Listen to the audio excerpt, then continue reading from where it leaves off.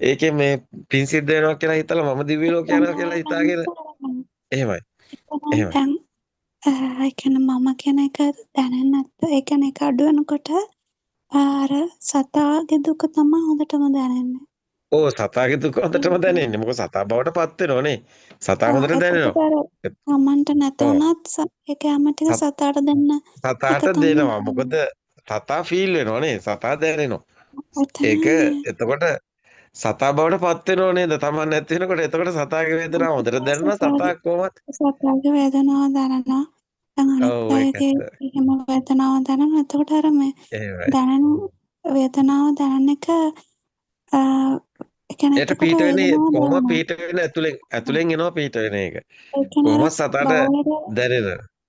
එතන අර එහෙමයි. මේ වෙන්නේ අර මේ එතකොට අම්මලා හිතනවා මේ බාහිර සත්තු නැද්ද? මෙයා එහෙම